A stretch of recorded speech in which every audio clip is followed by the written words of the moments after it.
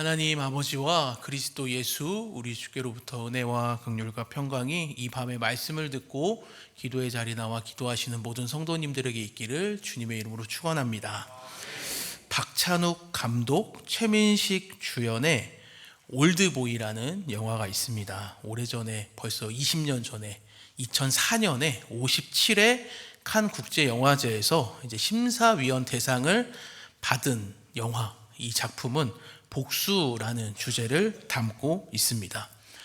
복수라는 주제가 사실 쉽지 않은 주제이고 어떻게 보면 꺼려지고 좀 사람들이 불편해할 수 있는 주제인데, 그 복수라는 주제를 가진 영화가 국제영화제에서 상을 받았다라는 것이 의미하는 바는 어쩌면 이 세상을 살아가는 누구에게나 평범하고도 관심을 끄는 주제가 복수다라는 것을 드러내는 게 아닐까라는 생각을 해보게 됩니다.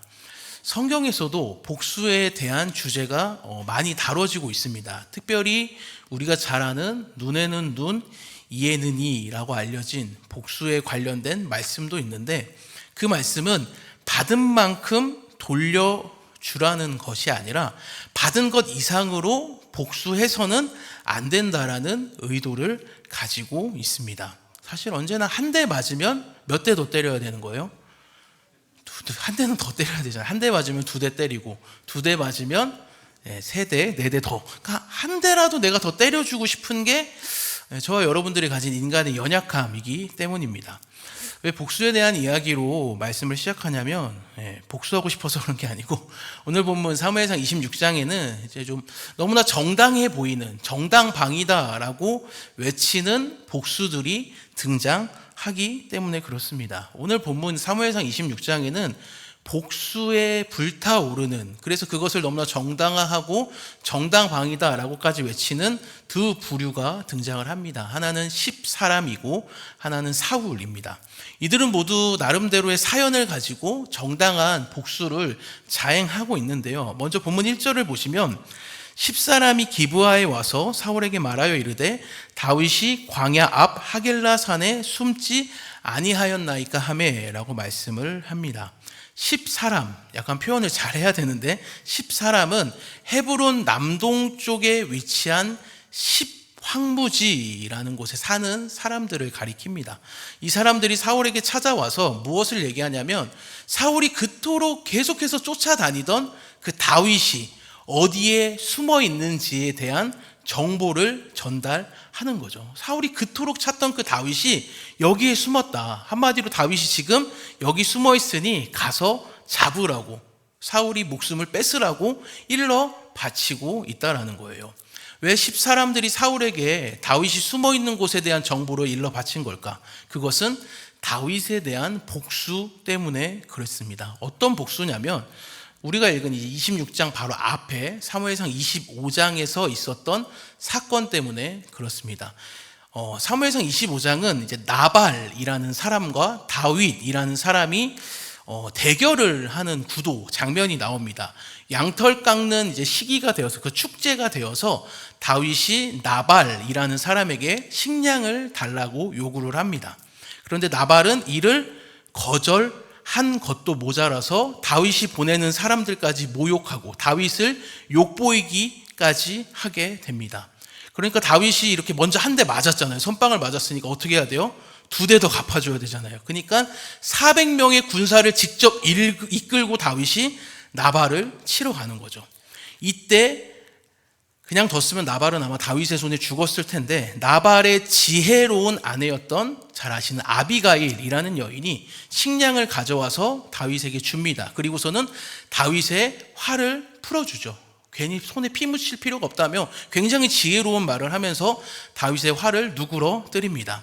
그러자 다윗은 내가 무죄한 피를 흘릴 뻔했다면서 그 자신의 그 잘못을 뉘우치고 오히려 아비가일을 칭찬하며, 지혜롭다며 칭찬하며 돌아가게 되는데, 이 사실을 아비가일의 아내, 남편이었던 나발이 알게 되죠. 그리고선 이 사실을 알고 충격을 받고 쓰러지는데 열흘 만에 죽게 됩니다.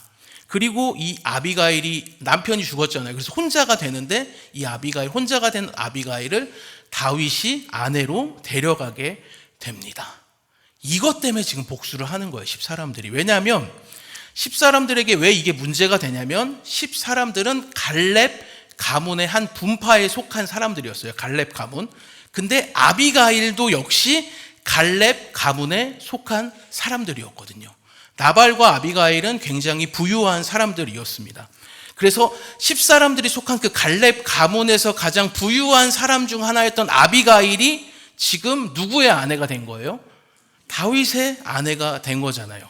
그럼 아비가일만 따라가는 게 아니라 뭐도 따라가요? 아비가일이 가지고 있던 재산과 권리들과 재물들도 같이, 그가 가진 부와 명예와 이런 것들까지 다윗에게 다 딸려가는 거거든요.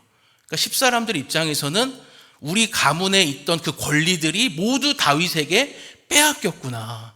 다윗이 나발을 죽인 것도 모자라서, 물론 다윗이 직접 죽인 것은 아니지만 그것이 원인이 되었다고 생각을 하니까 다윗이 우리 가문에 있던 그 나발을 죽인 것도 모자라서 나발의 아내인 아비가일까지 데려감으로 그 모든 권리와 재산까지 다 뺏어갔다라는 그 복수심, 그게 우리 가문의 것인데 다 빼앗아 갔다라는 그 복수심 때문에 다윗에게 어떻게 하면 복수를 할 수 있을까 생각하다가 보니까 이스라엘의 왕인 사울이 다윗을 쫓고 있다는 걸 알게 된 거죠. 오케이. 그래서 다윗을 어디 숨었는지 사울에게 10사람들이 일러 바치는 거예요.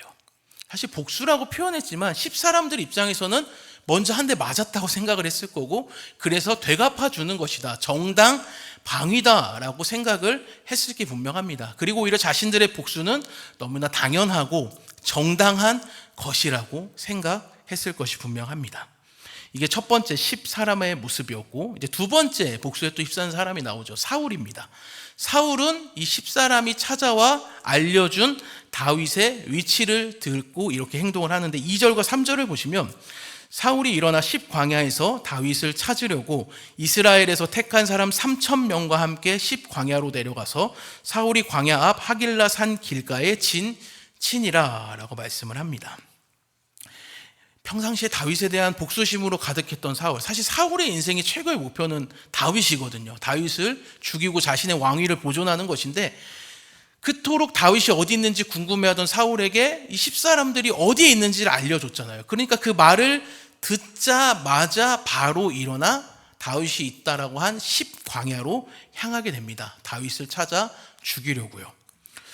근데 우리가 조금만 생각해 보면은, 물론 사울이 이 모든 이해관계를 알았을 수도 있지만 10사람들이 오히려 사울에게 거짓말을 하는 것일 수도 있잖아요. 다윗과 결탁을 해서 무언가 자기를 이곳으로 몰아내서 함정으로 이끌어서 사울을 죽이려고, 반란을 일으키려고 라는 것으로 생각을 할 수도 있는데, 무언가 정치적인 계산이 깔려있고 계략이 있어서 사울을 위험에 빠뜨리는 함정일 수도 있는 건데, 사울은 다윗을 죽인다라는 그 목표 하나에 눈이 멀어서 이것에 대해서 점검해 보지도 않고 팩트 체크도 안 하고 심지어는 하나님 앞에 묻지도 않고 그냥 10사람의 말을 따라가는 거예요. 근데 언제나 사울은 언제나 늘 이렇게 행동하는 모습을 가진 사람입니다. 그래서 상황과 환경에 휩쓸리고 이끌려 다니는 어리석은 인생의 전형적인 모델, 완벽한 모델이 바로 사울이라고 할 수 있어요. 다윗이 사울에게 무슨 죽을 죄를 지었습니까? 아니거든요. 오히려 사울 왕 자신이 하나님 앞에 끊임없이 반복해서 불순종함으로 인해서, 순종하지 못함으로 인해 왕위에서 물러나게 된 거잖아요. 하나님이 사울을 버리셨다고 해서. 그러면 자신의 잘못을 뉘우치고 회개하고, 그래도 양심이 있으면 오히려 자기의 뒤를 이어갈 다윗에게는 그 왕의 자리를 잘 부탁한다는 의미로 인수인계도 좀 잘 해주고, 이스라엘의 왕으로서 자신이 조금 놓쳤던 부분들, 아쉬웠던 부분들, 이 부분은 좀 이렇게 하면 좀 더 개선이 될 수 있겠다라는 부분들에 대해 사실 하나하나 알려줘도 괜찮을 거잖아요. 근데 사울은 그렇게 행동하지 않는다라는 겁니다. 어리석은 행동들만 너무 반복하고 있고 상황과 환경에만 끌려다니고 휩쓸리고 있다라는 거예요. 왜 그런가? 그것은 명확합니다. 사울은 하나님이 아니라 사람의 인정만을 원하는, 그 사람의 지독한 인정만을 원하고 바라보는 사람이었기 때문에 그렇습니다. 사랑하는 여러분, 여기서 우리는 잠시 하나님이 아니라 사람의 인정과 그 욕구만을 바라보는 사람의 한 가지 특징을 발견할 수 있다고 봅니다. 그것은 시야가 굉장히 그런 사람은 좁다라는 거예요. 자신에게 주어진 상황과 환경만을 가지고 한쪽 이야기만 듣고 모든 것을 판단하는 거예요. 사울의 경우가 그랬거든요. 그래서 하나님께 묻지도 않고 10사람의 말을 듣고 즉시 일어납니다. 그래서 다윗을 찾으려고 3,000명이나 되는 군대를 이끌고 10광야로 내려가게 된다라는 거예요. 자신이 경험한 것, 자신이 처한 상황과 환경만으로 모든 것을 판단하면 된다고, 충분하다고 믿는 어리석은 인생이기 때문에 그렇습니다. 더더욱 사울 왕의 위치가 어디입니까? 이스라엘의 왕이잖아요. 하나님의 통치를 백성들에게 온전히 흘려보내야 되는 엄중한 자리에 있는 사람이라면 내가 하는 모든 말과 행동 하나하나가 백성들에게 영향이 갈 수 있고 하나님을 대변하는 것이라면 어떻게 해야 되는 거예요? 작은 것 하나까지도, 하나님께 사소한 것 하나까지도 묻고 기도하고 구하는 자리까지 나아가야 하는 건데 사울은 그렇지 못했다라는 것입니다. 자신의 편협한 경험과 협소한 상황과 환경을 통해서만 스스로에게 묻고 스스로에게 답하고 스스로에게 판단에 따라 움직이는 어리석은 삶을 살아가게 되었다라는 거예요. 그 결과가 뭐예요? 사울은 한 나라의 왕으로서 할 것들이 얼마나 많습니까? 하나님의 말씀으로 백성들을 세워가고 외세의 침입에도 불구하고 우리가 군사력과 다른 것보다도 하나님 앞에 모여 말씀을 듣고 기도함으로 하나님을 경외하는, 하나님만을 섬기는 신앙의 삶을 살아가야 하는 공동체가 되어야 된다는 걸 끊임없이 외쳐도 부족한 판국에 뭐 하나 하고 있는 거예요? 미련하게 자신의 복수심에 불타 다윗이라는 한 사람 따라다니고 수색하는 그 어리석은 수준, 죄송해요, 좀 낮은 수준에만 머무는 인생이 되어 버렸다라는 것이죠. 사랑하는 여러분, 길었지만 핵심은 명확합니다. 하나님께 물어보고 하나님께 구하는 은혜가 우리 모두에게 있기를 주님의 이름으로 간절히 축원합니다. 내 스스로에게 자꾸 묻고 내 내면의 어떤 욕구, 내 상황과 환경, 그래서 내 스스로에게만 답하는 어리석은 인생, 나만을 의지하는 불쌍한 인생의 모습이 그리스도인이라고 하는 우리에게도, 교회에도 있을 수 있다라는 거예요. 그렇다면 그것들이 이제는 멈추는 은혜가 있기를 간절히 축원합니다. 왜냐하면 나 스스로에게만 묻고 나만을 의지하는 지독한 자기중심성으로 가득한 그 삶은 상황과 환경에 끌려다니다가 어리석은 것만, 헛된 것만 쫓다 멸망당하는 어리석은 상태에 이르기 때문에 그렇습니다. 이 작은 머리로, 작은 내 그 짧은 인생의 연륜으로 계산하고 자꾸 나아가려고 하니까 시야가 좁을 수밖에 없다라는 겁니다. 바라기는 사랑하는 우리 살아가는 성도님들의 삶의 그 작은 것 하나하나까지도 하나님께 묻고 기도하고 간구함으로 우리의 모든 결정과 판단을 하나님께 맡겨드릴 수 있는 온전한 믿음이 있기를 주님의 이름으로 간절히 축원합니다. 다시 오늘 본문 돌아와서 3절과 4절을 한번 읽도록 하겠습니다. 다윗이 광야에 있더니 사울이 자기를 따라 광야로 들어옴을 알고 이에 다윗이 정탐꾼을 보내어 사울이 과연 이른 줄 알고 라고 말씀을 합니다. 사실 여기서도 굉장히 흥미로운 지점은 사울이 그래도 나름대로 몰래 다윗을 잡으려고 그 정보를 얻고 광야로 온 거잖아요. 근데 다윗은 이 모든 상황을 모르고 있던 게 아니라 다 알고 있었다라는 거예요. 마치 전지적인 시점에서 사울이 오고 어디에 있는지를 다 보고 있었다라는 거예요. 3절 끝부분 방금 읽은 데서 보면 사울이 자기를 따라 광야로 들어옴을 알고라는 단어가 나오고 4절 끝부분에도 이른 줄 알고라는 단어가 나오는데 우리말에서는 이제 알고로 되어 있지만 원문에서는 조금 다른 의미로 쓰입니다. 3절 마지막에 나오는 알고는 직접 보다라는 뜻을 가지고 이제 보아서 알다라는 뜻이고 4절 마지막에 나오는 알고는 직접 보고 경험해서 확인한다라는 뜻을 가지고 있어요. 그러니까 이 부분에서도 다윗과 사울이 극명하게 갈리는 부분인 거예요. 사울은 그냥 보고 듣고 그냥 그 즉시 판단을 해버리는 사람인데 다윗은 한 번 본 것으로 만족하지 않고 정찰병을 다시 한 번 보내서 직접 확인할 정도로 팩트를 체크할 정도로 꼼꼼한 사람이다라는 것을 의미하는 거예요. 자기 감정과 환경과 상황에만 끌려다니는 사울과 꼼꼼한 다윗의 모습이 대조가 되고 있다라는 거예요. 물론 꼼꼼하다는 것에 반드시 긍정적인 면만 있다고 볼 수는 없어요. 사실 다윗이 이렇게 꼼꼼해진 이유는 오랜 세월을 사울에게 쫓겨다녔기 때문에 그렇거든요. 그만큼 꼼꼼하다라는 것은 동시에 의심이 많다라는 것도 의미를 하고 있는 거예요. 하지만 이처럼 의심이 많았던 다윗이었기 때문에 이 세상에서 하나님 말고는 내가 아무런 소망이 없구나, 하나님 말고는 내가 아무것도 믿고 전적으로 의지할 것이 없구나라는 것을 명확하게 알았던 것 같습니다. 그래서 앞으로의 내용들이 그것을 명확하게 드러내고 있기 때문에 하나님만 바라보는 다윗의 모습이 나오기 때문에 그렇습니다. 이제 이어지는 5절부터는 다윗이 드디어 사울의 진영으로 들어가게 됩니다. 이때 다윗은 혼자 가지 않고 아비새라는 사람과 함께 가게 되는데요. 6절과 7절을 보시면 이에 다윗이 햇사람 아히멜렉 스루야의 아들 요압의 아우 아비새에게 물어 이르되 누가 나와 더불어 진영에 내려가서 사울에게 이르겠느냐 하니 아비새가 이르되 내가 함께 가겠나이다. 다윗과 아비새가 밤에 그 백성에게 나아가 본즉 사울이 진영 가운데 누워 자고 창은 머리 곁 땅에 꽂혀 있고 아브넬과 백성들은 그를 둘러 누웠는지라 라고 말씀합니다. 다윗이 무엇을 발견하냐면 진영 가운데 자는 것을 발견을 하는 거예요. 사울이 자는 걸 다윗이 발견하는 거죠. 그러니까 놀라운 일이 눈앞에서 벌어지고 있는 거예요. 자기를 죽이러 왔던 사람이 자고 있는 거죠. 근데 더 놀라운 사실은 그 사울의 머리 곁에 뭐가 놓여 있는 거예요? 창이 꽂혀 있던 거예요.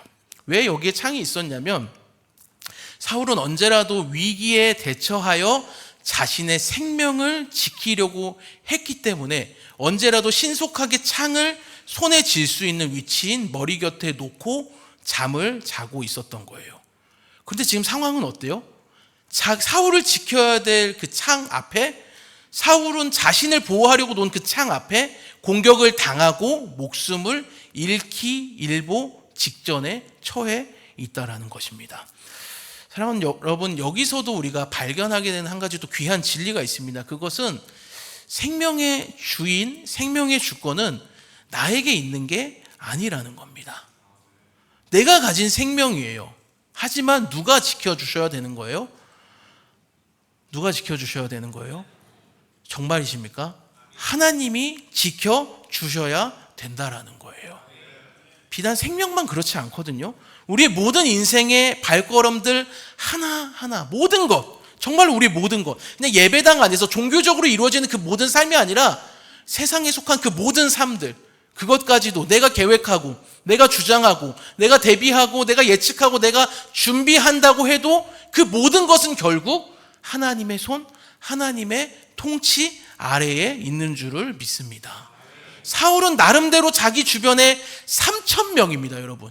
3,000의 군사를 대동하고 머리 곁에는 자신의 생명을 보호하기 위한 장치인 창이 놓여 있었지만 사울은 결국 자신의 생명 하나 보존하지 못합니다. 오히려 자신이 그토록 죽이려고 했던 다윗의 손에 죽임을 당할 상황에 처해 있다라는 거예요. 사랑하는 여러분, 나의 생명도 나의 것이 아닙니다. 그래서 내가 움켜쥐고 보호할 수도 없고요. 지켜낼 실력도 우리에게는 있지 않다라는 거예요. 그럼 어떻게 해야 돼요? 우리가 해야 되는 게 무엇이에요? 그래, 하나님이 다 해주시니까 나는 아무것도 안 해도 돼 라는 무책임하고 굉장히 소극적인 자세가 아니라 주어진 우리의 모든 삶의 시간들을 최선을 다해서 정직하게 성실하게 살아내야 하는 자세가 우리에게 먼저 필요합니다. 그리고 나서 그것이 마치 하나님께서 도와주시지 않으면 안 될 것이라고 생각하고 하나님만을 전적으로 의지하는 자세, 하나님의 도우심만을 간절히 겸손하게 구하는 무릎 꿇는 자세가 우리에게 필요한 줄을 믿습니다. 그것이 우리의 모든 것이 내 것이 아니라 하나님의 것입니다. 하나님이 내 삶의 주인이 되십니다. 하나님만이 내 삶을 이끌어 가시는 참된 삶의 지도자가 주인이 되십니다라는 신앙의 고백을 하는 삶인 줄을 믿습니다. 이 시간 말씀을 듣고 기도하는 성도님들에게 이런 은혜가 있기를 간절히 축원합니다. 다시 본문으로 돌아와서 이제 다윗의 입장이 돼보는 거예요. 이때 다윗의 마음이 어땠을까? 자신을 죽이려고 군대를 동원하여 쫓아다니는 사울 때문에 사실은 다윗의 삶이 굉장히 평범한 삶이었거든요. 그 평범했던 모든 일상이 한순간에 무너져 버렸어요. 그냥 너무나 자연스러웠던 사람들 만나고 밥 먹고 그래 자고, 그게 특별한 게 되어버린 거죠. 그걸 더 이상 할 수가 없게 된 거예요. 죽음의 골짜기에서 허덕이는 심정으로 매일매일을 긴장하고 불안해하며 두 발 뻗지 못한 채 불안해하며 살아가는 다윗의 삶. 근데 이 모든 일을 저지른 그 시작이자 근원이자 장본인인 사울이 내 눈앞에서 지금 자고 있는 거예요. 코도 골고 이를 갈면서 아마 단잠에 빠졌을 것 같아요. 심지어 사울의 머리에는 창이라는 아주 훌륭한 살해 도구까지 준비되어 있습니다. 다윗이 여러분들의 모습이라면 어떻겠어요?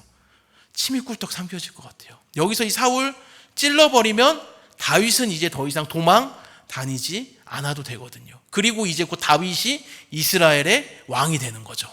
그래서 자신들을 지지해주는 그 사람들에게 하나님의 인애와 사랑을 베푸는 선한 왕, 하나님의 말씀을 통한 통치가 이루어지는 샬롬의 제국을 만들 수 있거든요. 다윗 자신을 구원할 뿐만 아니라 백성들을 블레셋으로부터, 이방 민족의 고통으로부터 구원할 수 있는 그 일이 지금 바로 시작될 수 있는 시점에 다윗이 처해 있었다라는 거예요. 사실 이번이 두 번째 기회였거든요. 사울을 죽일 수 있는 두 번째 기회였다는 건데, 여기 26장 말고 앞에 장은 24장에서 엔게디 광야에서 다윗이 숨어있던 굴로 사울이 용변을 보러 들어왔거든요. 그때도 다윗 주변에 있던 사람들은 뭐라고 얘기했냐면, 여호와께서 드디어 당신에게 원수를 손에 넘기셨다. 그 날이 드디어 오늘이라고, 사울을 지금 비해서 베어버리라고 했거든요. 근데 이때 잘 아시다시피 다윗이 어떻게 합니까? 사울의 옷자락만 살짝 베거든요. 그리고 사울을 그냥 보내줘요. 그러면 끝날 줄 알았는데 얼마 지나지 않아 또 26장에서 사울이 다윗을 죽이려고 3,000명이나 이끌고 쫓아온 거예요. 다윗이 어떤 생각이 들었겠어요? 그때 광야에서 내가 살리지 말았어야 되는데, 후회가 되는 거죠. 근데 또 같은 상황이 벌어진 거예요. 내가 사울을 죽이고 끝낼 수 있는 그 상황이요. 그러니까 다윗의 입장에서는 솔직히 사울을 죽이고 이 기나긴 고난의 끝을 끝맺고 싶었을 거라는 게 다윗의 진정한 심정이었다라는 거죠. 근데 사실은 그래도 조금 싸하거든요. 내가 죽이면 될까 말까 하는 그런 상황에서 같이 왔던 아비새가 옆에서 이 고백을 하는 거예요. 26장 8절입니다. 이건 우리 같이 한번 읽어볼게요. 아비새가 다윗에게 이르되 하나님이 오늘 당신의 원수를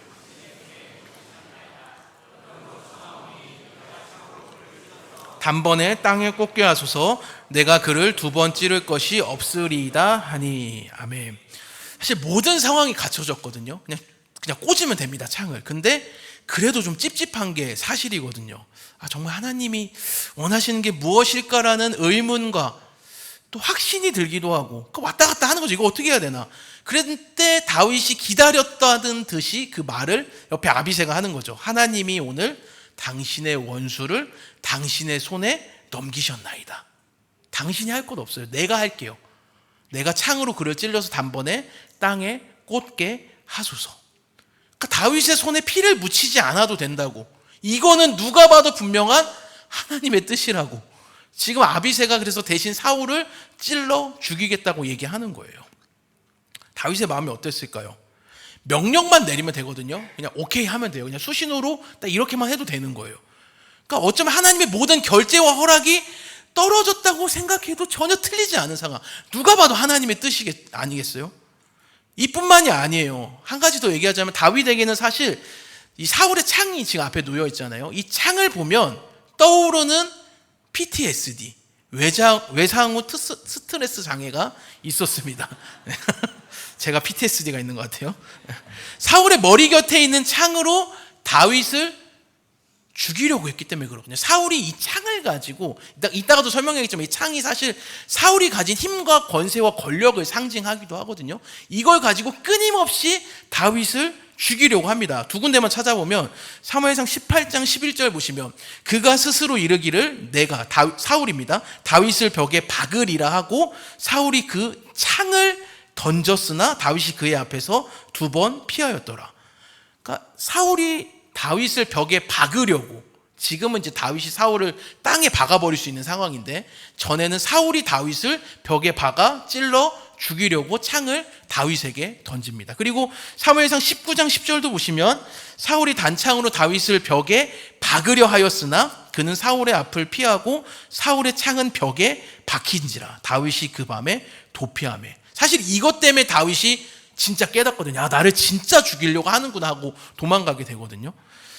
그러니까 사울이 계속해서 다윗에게 창을 통해서 다윗의 목숨을 끊으려고 해요. 그러니까 지금 무엇을 말하고 싶은 거냐면, 다윗은 이 창을 볼 때마다 그 장면들이 떠올랐을 거라는 거죠. 그러니까 핵심은 그겁니다. 길게 얘기했지만 다윗은 지금 사울을 죽이기에 너무나도 충분한 근거와 명분과 이유가 가득이 있었다라는 거예요. 아니야, 그래도 참아야지 라는 생각을 하다가도 사울 머리 곁엔 저 창을 보면은 그 창에 자신이 죽을 뻔했던 기억들이 떠오르는 거죠. PTSD처럼. 그러니까 안 죽일 수 있겠냐라는 거예요. 함께 따라간 충직한 부하 아비새는 뭐라는 거예요? 하나님의 뜻이라고. 그래도 안 되겠으면 내가 죽이겠다고, 대신 죽여주겠다고 말하는데, 사랑하는 여러분, 이거 정말 하나님이 허락하신 상황일까요? 예, 맞아요. 하나님 허락하신 상황이에요. 26장 오늘 본문 12절 마지막을 보면 사무엘서를 기록한 저자가 이렇게 코멘트를 답니다. 다윗이 사울의 머리 곁에서 창과 물병을 가지고 떠나가되 아무도 보거나 눈치채지 못하고 깨어있는 사람도 없었으니, 이는 그 이유가 나오죠. 여호와께서 그들을 깊이 잠들게 하셨으므로 그들이 다 잠들어 있었기 때문이었더라. 여러분, 하나님이 허락하신 상황인 거예요. 여호와께서 재우신 거예요. 다른 사람이 재운 게 아니라 하나님이 사울을 비롯한 모든 사람들을 깊이 잠들게 하셨습니다. 그래서 다윗과 아비새가 들어오는 모습을 보거나 사울 앞에 서 있는 모습을 눈치챈 사람이 아무도 없었다라고 얘기해요. 이 구절도 사실은 우리가 조금만 더 집중해서 살펴보면 굉장히 재미있는 표현이 나와요. 모두가 잠들어서 모두가 눈치채지 못하는 상황인 것처럼 말하고 있기 때문에 그래요. 모든 사람이 잠들었습니다. 모두가 눈치채지 못하는 상황이지만 이 모든 상황을 은밀하게 보시고 있는 분이 계시다라는 걸 은근하게 12절이 드러내고 있기 때문이에요. 누가 보고 있겠어요? 12절에서 깨어있는 사람도 없었으니, 사람은 그걸 깨어서 보는 사람이 없었다는 거예요. 사람은 아무도 깨어있지 않지만 누가 졸지도 않고 주무시지도 않고 깨어서 이 모든 상황을 보고 계신 거예요. 여호와 하나님이시라는 거예요. 사실 다윗은 아비새가 말한 것처럼 이 모든 상황을 하나님의 심판으로 인식했을 것이 분명합니다. 다윗도 알았을 거예요. 아, 드디어 때가 됐구나. 하나님이 심판하시는구나. 하지만 동시에 이런 생각도 했을 겁니다. 하나님의 심판을 이루시는 통로는 내가 아니다라는 거. 하나님이 정하신 방법으로, 하나님이 정하신 시기에 어떻게든, 그게 어떠한 방법이지 내가 정확히 알 수는 없지만 하나님은 사울을 심판하실 것이다라고 하나님을 바라보고 믿음의 고백을 하게 되는 거예요. 그게 9절에서 11절입니다. 다윗이 아비새에게 이르되 죽이지 말라. 누구든지 손을 들어 여호와의 기름 부음 받은 자를 치면 죄가 없겠느냐 하고, 다윗이 또 이르되 여호와께서 살아계심을 두고 맹세하노니 여호와께서 그를 치시리니 혹은 죽을 날이 이르거나 또는 전장에 나가서 망하리라. 내가 손을 들어 여호와의 기름 부음 받은 자를 치는 것을 여호와께서 금하시나니 너는 그의 머리 곁에 있는 창과 물병만 가지고 가자 하고. 다윗은 사실 사울을 여기서 지금 죽이지 않으면 앞으로 자신이 당하게 될 상황을 또 상상하게 됐을 거예요. 또 사울이 나를 쫓아다니고 어쩌면 이번에는 정말 내가 마지막이 될 수도 있겠구나. 계속 잘 도망 다녔지만 목숨을 정말 또 잃을 수도 있겠구나. 사울이 화가 나서. 그런 상황들이 두려웠을 거예요. 왜냐하면 꼼꼼한 성격을 가진 사람이고 동시에 의심이 많아서 계속 계산하고 생각하는 사람이 다윗이었기 때문에 그렇습니다. 하지만 동시에 다윗은 그러한 생각들이 있었지만 더 크신 분, 공의로 모든 것을 판단하시는 하나님을 더 두려워했다라는 거예요. 그냥 이분은 오해하시면 안 돼요. 단순히 그냥 사울을 죽였기 때문에 손에 피가 묻어서 책임을 져야 된다라는 것에 대한 두려움 때문에 그런 게 아닌 거예요. 하나님 그분 자체를 두려워했기 때문에 그렇습니다. 방금 읽은 9절, 10절, 11절 이 세 절, 어떻게 보면 그 짧은 세 절에서 다윗이 계속해서 반복하고 묵상하고 내뱉는 단어가 하나 있거든요. 바로 여호와입니다. 9절에 보시면 여호와의 기름 부음 받은 자를 치면 죄가 없겠느냐. 10절 여호와께서 살아계심을 두고 맹세하노니 여호와께서 그를 치시리니. 11절 여호와의 기름 부음 받은 자를 치는 것을 여호와께서 금하시나니. 복수가 아닌 정당 방위일 뿐이라고. 사울이 나를 계속해서 죽이려 했기 때문에 나는 정당 방위로 죽였습니다. 마치 10사람들처럼 사울처럼 그렇게 외쳐도 되는 이 상황에서 심지어는 자신의 손이 아니라 아비새의 손을 통해 사울을 죽여 지독한 사울과의 이 추격전을 끝내도 마땅한 상황에서 다윗은 여호와를 바라보았다라는 거예요. 사울만 보았다면 다윗은 얼마든지 사울을 처리할 수 있었을 텐데 다윗은 여호와를 보았고 공의로우신 그분께 모든 심판을 맡겨드렸다라는 것입니다. 사랑하는 여러분, 그런데 반드시 동시에 또 기억해야 되는 지점이 있습니다. 이렇게 다윗과 같이 사실 다윗이 굉장한 선택을 한 거잖아요. 굉장한 믿음의 선택을 한 거거든요. 상황과 환경이 아니라 사울을 바라본 게 아니라 우리가 아까도 고백했던 것처럼 정말 믿음의 눈을 들어서 하나님을 바라본다는 거 쉽지 않다라는 거 잘 아시잖아요. 굉장한 믿음의 선택을 한 거거든요. 하나님을 두려워하여 하나님만을 바라보겠다는 믿음의 선택을 다윗이 지금 했어요. 그럼 앞으로 좀 어떤 일이 벌어져야 돼요? 다윗에게 더 이상 사울이 쫓아다니지 않는다라든지, 다윗이 불안함과 두려움이 아니라 평안함 가운데 살도록 하나님이 상황을 형통하게 해주셨더라. 그런 것들이 사실 이어져야, 그래야 좀 믿음으로 우리가 좀 보일 수 있는 거 아니겠습니까? 그런데 다윗이 이렇게 믿음의 선택을 했는데, 하나님을 바라보겠다고 하고 사울을 찔러 죽이지 않는 믿음의 선택을 했는데, 다윗에게는 어떠한 상황이 이루어지냐면 여전히 두려움과 불안함과 목숨의 위협이 가해지는 상황이 이어진다라는 거예요. 여러분, 속으시면 안 돼요. 믿음의 선택을 할 때마다 곧바로 꽃길이 주어진다? 거짓말입니다, 여러분. 그러면 여기 가득 차야 되거든요. 누구 안 믿을 사람이 어디 있겠습니까? 실제로 오늘 본문이 끝난 이후에 다윗의 마음에는 사울에 대한 불안함과 두려움으로 가득해졌다라는 말씀이 명확하게 나와요. 사무엘상 27장 1절을 보시면, 이제 이 사건이 다 끝나고 27장으로 넘어가는 거죠. 27장 1절 보시면 다윗이 그 마음에 생각하기를 내가 후일에는 사울의 손에 붙잡히리니 블레셋 사람들의 땅으로 피하여 들어가는 것이 좋으리로다. 사울이 이스라엘 온 영토 내에서 다시 나를 찾다가 단념하리니 내가 그의 손에서 벗어나리라 하고, 또 쫓아올 게 분명하니까 이제는 이웃 나라, 사실 이웃 나라가 아니죠. 맨날 싸우는 적대국으로 도망가야겠다라는 생각. 붙잡힐지도 모르니까, 죽임당할지도 모르니까. 그러니까 결국 오늘 말하고자 하는 핵심은 이것입니다, 여러분. 하나님을 믿음으로 바라보았으니 다윗처럼 하나님만을 믿음으로 바라보자. 그러면 우리에게 늘 형통한 일이, 꽃길만이 있을 것이다. 이걸 말하려는 게 아니에요. 자꾸 이런 식으로만 성경을 이해하고 적용하면 어떤 문제가 발생하냐면, 고난이 찾아왔을 때, 삶이 지독하게 풀리지 않을 때, 그렇게 기도하고 예배하고, 사실 금요일 이 시간 쉽지 않은 거 너무 잘 알거든요. 목회자인 저도 쉽지 않은데 하루 종일 일하시고 가정에서 또 각자의 삶의 터전에서 있다가 이 자리에 나온다는 거 쉽지 않잖아요. 그렇게 했는데도 불구하고 여전히 내 삶의 모습이 그대로라면 하나님을 우리가 바르게 이해하지 못하게 됩니다.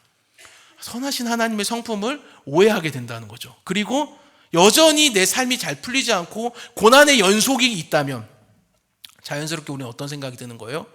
내가 하나님께 무슨 잘못했나? 라는 지독한 율법주의에 빠지게 되는 거예요. 여러분, 우리가 뭔가를 잘못할 때마다 하나님이 벌 주시는 하나님이면요, 벌을 안 받을 날이 없습니다. 우리가 살아 숨 쉬는 것 자체가, 그렇죠, 죄악된 인상이라는 거 너무나 잘 아시잖아요. 자꾸 우리가 예수님을 믿는 것이 우리의 어떠함이 아니라 믿음으로 된다는 건 너무나 잘 알아요. 믿음으로 구원을 받는다는 건 잘 알지만 자꾸 우리는 무언가를 했기 때문에, 혹은 안 하면 무언가 하나님과의 관계가 떨어진다고 생각하는 그 오류에 빠지는 경향이 있다는 거죠. 그 결과 우리가 하나님께 열심과 믿음을 보이면 하나님 반드시 좋은 것으로 갚아주시고 보상해 주실 것이다, 복을 주실 것이다 라는 식으로만 자꾸 말씀을 대하고 성경을 이해하고 그런 것에 자꾸 아멘을 하다 보면 그거 불량식품입니다, 여러분. 그 결과 어떤 일이 발생합니까? 고난이 주는 진짜 유익을 온전히 누리지 못하게 되는 거예요. 우리가 하는 기도가 그럼 뭐가 돼요? 하나님 제발 다른 거 건드려주지 마세요. 그냥 하나님께 잘할게요. 고난만 오지 않게 해주세요. 아프지 않게 해주세요. 여러분, 예수 그리스도를 믿고 이 땅에서 살아가는 것이 그 정도 수준이라면 안 하는 게 낫습니다, 여러분. 그냥 차라리 그 에너지를 가지고 다른 곳에 소비하는 게 나을 수 있다는 거예요. 우리가 이 땅에서 예수 그리스도를 믿고 나아가는 이유가 뭐예요? 하나님의 영광을 위해서. 이런 나를 값없이 사랑하시고 나에게 전부를 내어주신 예수 그리스도 독생자를 나에게 허락하신 그 하나님의 완전한 사랑을 내가 온전히 깨닫고 그것을 이 땅에 누리며 아직 그 완전한 사랑을 알지 못한 채 자기만을 위한 사랑으로 살아가는 그들에게 내 삶을 통해 복음을 흘려보내는 것. 그래서 예수 그리스도의 그 위대하심과 아름다우심과 선하심과 완전하심을 내 작고 어리석어 보이는 삶을 통해 드러내는 복음의 삶을 살아가는 것이 우리에게 있어야 할 줄을 믿습니다. 그러면 고난도 유익이 된다라는 그 시편의 기자의 고백이 우리의 진정한 믿음의 고백이 될 수 있다라는 것입니다. 사랑하는 여러분, 그렇기 때문에 우리에게 진짜 필요한 것은 무엇입니까? 하나님, 오늘도 고난이 좀 비껴나가게 해주십시오. 하나님, 어떻게든 형통한 길로만 가게 해주십시오. 저도 하나님께 올인할게요. 하나님, 저한테 올인하진 않으셔도 되고 고난만 좀 비껴가게 해주세요 라는 그 어리석은 어린아이와도 같은 그 수준 낮은 기도가 아니라 우리에게 진짜 필요한 것은 무엇입니까? 고난도 기꺼이 받아들일 수 있는 순전하고 온전한 믿음이 우리에게 필요하다라는 거예요. 풀어서 설명해 볼게요. 하나님만을 바라보고 하나님께서만 기뻐하시는 그 선택을 내가 한다고 해도 그 즉시 어떠한 보상이나 고난에서 벗어나는 결과를 얻지 못할 수도 있다라는 것. 그렇지만 결국 억울하고 원통한 상황들이 계속 이어진다고 할지라도 하나님께서 여전히 나와 함께 하신다라는 그 사실 하나만으로 기뻐하는 것. 그게 바로 온전하고 순전한 믿음이라는 거예요. 내 손에 자꾸 무언가 쥐어지고 상황과 환경이 해결되지 않는다 할지라도 그분과 동행하고 그분의 사랑을 힘입어 살아간다는 그 사실 하나로만 만족함을 누리며 그것으로만으로 인해 기뻐하고 순전한 온전한 믿음, 그것이 오늘 이 밤에 우리에게 필요한 줄을 믿습니다. 하나님이 알아주시면 그것으로 정말 충분하지 않냐라는 거예요. 사랑하는 여러분, 사실 쉽지 않은 말씀이라는 거 압니다. 하지만 이 밤에 기도하시는 성도님들에게 이러한 은혜가 우리에게 있기를 주님의 이름으로 간절히 축원합니다. 가짜 믿음, 무언가 자꾸 하나님이 우리에게 주셔야만 내가 만족하고 하나님께 반응하는 그 믿음. 하나님은 우리에게 이미 가장 최고의 것 전부를 주셨습니다. 무엇입니까? 독생자 예수 그리스도를 통해서 우리에게 전부 주셨거든요. 우리가 하나님께 무엇을 해서 받은 게 아닙니다. 우리가 아직 죄인 되었을 때 하나님 필요하다는 사실조차 알지 못하고 내가 정말 지독한 죄인이어서 예수 그리스도가 없으면 안 되겠구나 라는 사실을 인지하지도 못하고 하나님의 등에 칼을 꼽는 말씀에 불순종하는 삶, 하나님과 정반대되는 삶을 살아갈 때 하나님은 우리에게 이미 최고의 것, 복음이신 예수 그리스도를 우리에게 허락하셨다라는 거예요. 그럼 우리가 이제 해야 될 것이 무엇이겠으며? 더 이상 바라고 구할 것이 없다라는 거예요. 우리에게 이미 전부를 주셨기 때문인 줄을 믿습니다. 이러한 사실을 기억하며 기도하는 사랑하는 성도님들에게 이러한 은혜가 있기를 주님의 이름으로 간절히 축원합니다. 이제 마지막 12절 보겠습니다. 12절을 보시면 이제 다윗은 이렇게 행동을 하는데, 다윗이 사울의 머리 곁에서 창과 물병을 가지고 떠나가되 아무도 보거나 눈치채지 못하고 깨어있는 사람도 없었으니 이는 여호와께서 그들을 깊이 잠들게 하셨으므로 그들이 다 잠들어 있었기 때문이었더라. 다윗이 여기도 재밌는 표현이 나와요. 그냥 가지 않고 사울의 머리 곁에 있던 창과 물병을 가지고 떠납니다. 상징적인 의미거든요. 사울의 창은 사울이 가진 힘과 권력을 상징하고요. 물병에 뭐가 담겨 있어요? 물이 담겨 있잖아요. 물은 우리의 생명을 유지하는 데 가장 필요한 것이잖아요. 즉 물병은 사울의 생명을 유지하는 원천을 상징하는 장치인 거예요.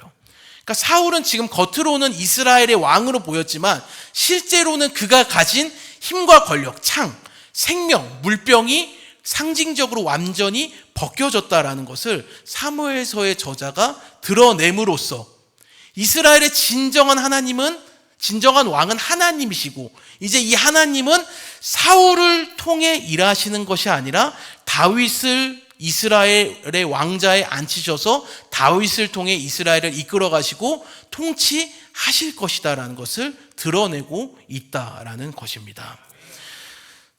사랑하는 여러분, 이런 다윗의 모습에서 우리는 무엇을 이제 발견하게 됩니까? 십자가에 달리신 그리스도, 주님의 모습을 보게 됩니다. 하나님의 아들로서 모든 능력을 가지셨던 주님은 당신의 십자가에 달리게 한 그 원수들을 직접 심판하실 수 있었거든요. 그냥 손가락질도 아니죠. 십자가에서 눈 한번 깜빡거리시면 12군단도 되는 천사를 다 부르셔서 다 쓸어버리실 수 있으셨거든요. 근데 그렇게 하지 않으셨습니다. 그것에 대해 사도 베드로는 베드로전서 2장 19절에서 21절을 보시면 이렇게 말씀합니다. 부당하게 고난을 받아도 하나님을 생각함으로 슬픔을 참으면 이는 아름다우나 죄가 있어 매를 받고 참으면 무슨 칭찬이 있으리요. 그러나 선을 행함으로 고난을 받고 참으면 이는 하나님 앞에 아름다우니라. 이를 위하여 너희가 부르심을 받았으니 그리스도도 너희를 위하여 고난을 받으사 너희에게 본을 끼쳐 그 자취를 따라오게 하려 하셨느니라. 아멘. 사도 베드로는 뭐라고 얘기합니까? 부당하게 고난을 받을 때 하나님을 생각하고 슬픔을 참으라고, 그게 아름다운 것이라고 이야기합니다. 세상에서 무엇을 얻고 그게 아름다운 게 아닌 거예요. 하나님을 생각함으로 그 고난들을 이겨내는 것, 직면하는 게 아름다운 것이라는 거죠. 뿐만 아니라 선을 행함으로 인해 오히려 고난을 받을 때도 있다라는 거예요. 근데 이 역시 참으면 하나님 앞에 아름답다고 합니다. 그런데 더 놀라운 사실은 뭐예요? 이것을 위해, 고난을 참고 견디는 그 아름다운 것을 위해 너희가 부름을 받았다. 그리스도인들이 부름을 받았다. 김포 성문교회가 부르심을 받았다라는 것입니다. 그러면서 베드로는 뭐라고 얘기해요? 우리만 부르심을 받은 것이 아니라 우리를 이렇게 부르시기 위해 그리스도께서 먼저 우리를 위해 고난 받으셨고 본을 보이셨다라고 얘기해요. 항상 성경은 우리가 먼저 하는 것이 아니라 늘 하나님께서 앞서가셔서 행하셨고 그리스도께서 먼저 하셔서 우리를 부르시고 따라오라고 말씀하십니다. 22절에서 24절입니다. 그 우리를 따라오라고 하신 그 고난의 구체적인 모습에 대해 말하는 거예요. 그는 죄를 범하지 아니하시고 그 입에 거짓도 없으시며 욕을 당하시되 맞대어 욕하지 아니하시고 고난을 당하시되 위협하지 아니하시고 오직 공의로 심판하시는 이에게 부탁하시며 친히 나무에 달려 그 몸으로 우리 죄를 담당하셨으니. 그리스도 그분은 죄를 범하지 않으셨습니다. 그 입에 거짓도 없으셨습니다. 그러나 욕을 받으셨습니다. 하지만 동시에 그것에 맞대어서 욕 한 번 받았으니 2번 욕하지 않으셨습니다. 이유 없는 고난을 당하셨지만 그것을 위협으로 받아치지 않으셨다는 거예요. 그 이유가 뭐예요?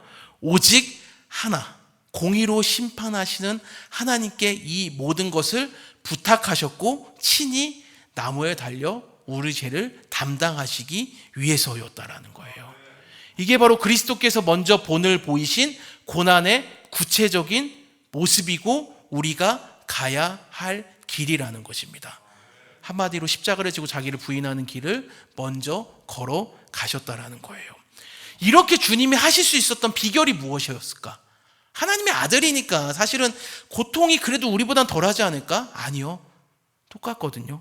그렇다면 그렇게 하실 수 있었던 비결이 무엇이었을까? 23절 마지막에 나오는 표현에 분명하게 드러납니다. 베드로전서 2장 23절 다시 한번 보시면 욕을 당하시되 맞대어 욕하지 아니하시고 고난을 당하시되 위협하지 아니하시고 오직 공의로 심판하시는 이에게 부탁하시며라는 거예요. 이 부탁하시며에 해당하는 단어가 하나님께 모든 것을 맡깁니다라는 의미도 있지만 이 문맥에서만큼은 나를 하나님께 맡겨드린다라는 뜻을 더 분명하게 가지고 있습니다. 하나님 억울해요, 복수해 주세요 라고 하나님께 기도하고 맡기는 그 정도의 수준이 아니라 하나님 복수의 대상자들이 나를 어떻게 할지 모르지만 나를 죽일 수도 있고 내 가족까지도 내 가족들에게까지 해를 입힐 수 있는 가능성이 충분히 있음에도 불구하고 공의로 심판하시는 하나님께 나를 맡겨드리는 것이 가장 안전합니다라는 믿음의 고백이다라는 거예요. 뿐만 아니라 그리스도께서는 동시에 그 누구보다 하나님의 그 부르심을 명확히 알고 계셨습니다. 그래서 모든 삶의 걸음들을 단 한순간도 자신의 부르심, 자신의 유익을 위해 사용한 것이 아니라 하나님께서 이 땅에 보내신 목적, 그 부르심에 합당한 삶을 살아내셨다는 거예요. 하나뿐인 생명을 십자가에서 내어 놓으시기까지 자신을 맡겨드렸다라는 것입니다. 사랑하는 여러분, 오늘 이 밤에 이러한 시야가 우리 모두에게 열릴 수 있기를 주님의 이름으로 간절히 소망합니다. 계속되는 그 반복되는 일상으로 인해서 사실 상황과 환경에 잠식되기가 쉽거든요. 하나님을 믿음으로 바라보아야 된다는 거, 그렇죠. 사실 이 모든 상황 속에서 찬양 처음 나왔을 때 사실 굉장히 무서운 고백이잖아요. 모든 상황이거든요. 내가 이해할 수 없는, 어쩌면 욥이 당한 고난과도 같은 그 상황까지도 포함하는 거거든요. 라고 얘기하면 이제 모든 상황 속에서 부를 수가 없는데, 근데 자꾸 우리가 상황이 반복되다 보면 그 상황에 잠식돼요. 하나님만을 바라보아야 된다는 거 알면서도 동시에 그냥 상황과 환경에 잠식돼서 끌려가게 되거든요.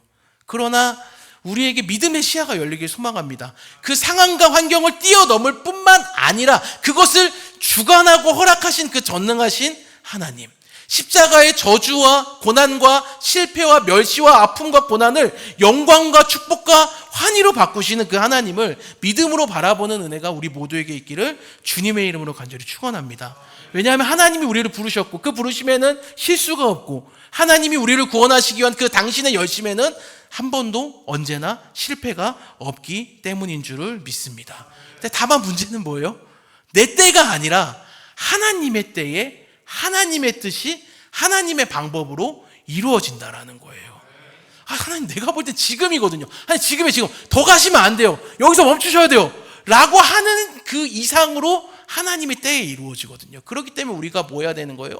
인내하고 기다리며 우리에게 주어진 상황과 환경들을 주님께 맡기며 나아가야 할 줄을 믿습니다. 결론입니다. 사무엘서 주석을 쓴 유진 피터스는 자신의 책에서 다윗이 사울을 죽이지 않은 것에 대해 다음과 같이 주석을 하고 있습니다. 진정한 왕 다윗은 사울에 의해 인정받는데 이제 곧 사울 대신 그가 왕으로 들어설 것이다. 그러나 다윗은 사울을 제거하고 권좌에 오르려는 노력을 조금도 하지 않는다. 만일 다윗이 하나님이 선택하신 왕이라면 그렇게 되는데 필요한 모든 일을 하나님이 하실 것이다. 다윗이 하나님께서 부르신 것이, 그래서 왕으로 부르신 것이 확실하다면 그 모든 과정들을 하나님이 다 이루어 가신다라는 거예요. 근데 하나 더 밑밥을 제가 깔면 이래요. 하나님이 하신다는 그 말에는요, 여러분, 아무런 방해나 고난이나 장애나 어려움이 없다는 말로 오해하시면 절대 안 돼요. 그런 것들이 분명히 있습니다. 고난이 있고 아픔이 있을 수 있습니다. 그러나 그런 모든 상황 조각들이 있음에도 불구하고 하나님은 당신의 열심으로 반드시 이루어 가신다라는 거예요. 오히려 그런 장애물들과 방해물들이 하나님이 일하시는데 아무런 방해가 되지 않는다라는 거예요. 오히려 그래서 그것들을 통해 일하신 전능하신 하나님으로 인해 그것들이 오히려 우리의 실패와 고난들이 오히려 간증이 될 수 있다라는 겁니다. 우리를 예수 그리스도를 통해 이루신 그 구원의 여정이 처음부터 마치는 그날까지 그리스도를 통해 하나님께서 이루시는 것처럼 말입니다. 사랑하는 여러분, 명확한 사실은 단 하나입니다. 하나님이 우리를 그 자리에 부르셨다라는 거예요. 그리고 우리를 부르셔서 하나님의 온전하고 완전한 사람으로 빚어가시는 그 당신의 열심은 모든 것을 합력하여 선을 이루시는 전능하신 하나님의 능력이 담겨 있습니다. 아들을 죽이시기까지 우리를 사랑하신 그 하나님의 열심, 우리는 늘 실패하고 좌절하지만 끝내는 우리를 먼저 일으키시는 그리스도의 완전한 사랑을 통한 하나님의 열심, 그것을 통해 하나님은 당신의 영광을 연약하고 보잘것없어 보이고 그냥 아무 의미 없이 반복되는 일상처럼 보이는 우리의 삶에 담으시고 선명하게 드러내 보이실 줄을 믿습니다. 그렇기에 우리의 인내와 하나님을 향한 믿음의 고백이 결국에는 하나님의 영광스러운 구원 사역의 퍼즐 조각과 밑거름이 되기 때문에 그렇습니다. 그리스도의 십자가가 그랬던 것처럼 말입니다. 사랑하는 여러분, 나를 힘들게 하고 생각만 해도 오금이 저려오게 하는 상황과 혹은 사람들이 있습니까? 직장에서, 가정에서 어쩌면 이 기도의 시간이 끝나지 않고 그곳으로 돌아가고 싶지 않다라고 여겨지는 그런 상황들, 그래서 정당한 복수를 하고 싶다라고 여겨지는 그런 상황들이 계신 분 계십니까? 하나님만을 보시고 그분께 맡길 수 있는 은혜가 있기를 주님의 이름으로 간절히 축원합니다. 왜냐하면 내가 그토록 피하고 싶은 그 자리에 하나님이 나를 부르셨고 하나님의 열심으로 결국 나를 통해 그곳이 복음으로 물들어가게 하실 것이기 때문입니다. 그러한 것을 기억하며 그 상황 가운데서 어떠한 것도 그리스도의 사랑에서 우리를 끊을 수 없음을 기억하며 나를 부르신 그 자리와 환경에서 하나님의 영광스러운 성도의 삶을 살아가는 은혜가 이 시간 기도하시는 모든 성도님들에게 있기를 주님의 이름으로 간절히 축원합니다.